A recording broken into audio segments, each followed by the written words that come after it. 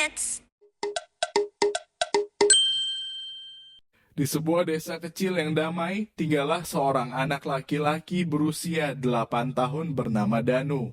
Danu dikenal sebagai anak yang cerdas dan aktif. Namun, ada satu hal yang membuat semua orang khawatir. Danu selalu membantah ibunya. Danu selalu memberantaki mainannya dan mencoreti dinding rumahnya, sehingga membuat ibunya memarahinya, namun ia tidak memperdulikannya. Setiap pagi ketika ibunya meminta Danu untuk mandi, Danu akan berkata, "Nggak mau, Bu. Nanti aja." Kalau disuruh sarapan, dia menjawab, "Aku masih main. Jangan ganggu." Bahkan saat ibunya memintanya belajar, Danu akan pura-pura tidur. Ibu Danu, Bu Rini, adalah seorang ibu yang sabar. Ia selalu menasihati Danu dengan lembut. "Nak, kalau kamu terus membantah, nanti kamu akan kesulitan di masa depan." Tapi Danu hanya menjawab, "Ah, ibu cerewet." Suatu hari sekolah mengadakan lomba kebersihan kelas. Setiap murid diminta membawa peralatan kebersihan. Ibu Danu menyiapkan sapu kecil dan lap bersih. Tapi seperti biasa Danu membantah, "Aku nggak mau bawa-bawa begituan.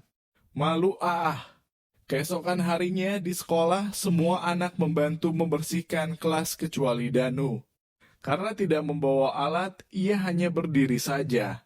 Akhirnya guru menegur Danu dan tidak memberinya nilai. Teman-temannya pun mengejek, "Dasar pemalas." Saat pulang Danu tampak murung. Di rumah, ibunya menyambutnya dengan senyum. Tapi Danu hanya duduk di sofa memeluk lututnya. Ibunya bertanya, "Ada apa, Nak?" Danu menjawab lirih, "Tadi aku ditegur Bu Guru karena nggak nurut." Bu Rini tersenyum lembut dan berkata, "Itu pelajaran penting, Danu. Ibu bukan mau mengaturmu terus, tapi ibu ingin kamu jadi anak yang baik dan mandiri." Sejak saat itu, Danu mulai berubah. Ketika disuruh mandi, ia langsung masuk kamar mandi. Saat disuruh belajar, ia mengangguk dan membuka bukunya. Teman-temannya pun heran, "Wah, Danu jadi rajin ya." Beberapa minggu kemudian, Danu terpilih menjadi ketua kelas. Guru dan teman-teman memujinya karena sikapnya yang semakin baik. Ia bahkan menjadi contoh dalam lomba kebersihan berikutnya dan kelas mereka menang. Danu kini tahu membantah bukanlah cara untuk jadi anak hebat.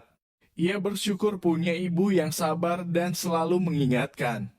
Kini setiap kali ibunya berbicara, Danu akan menjawab, "Siap, Bu. Terima kasih sudah sayang aku." Danu pun sering sekali membantu ibunya melakukan pekerjaan rumah ataupun berkebun. Danu juga aktif mengikuti bimbel atau les di semua mata pelajaran yang dia pelajari di sekolahnya. Sejak saat itu, Danu memiliki banyak teman di sekolah maupun di luar sekolahnya.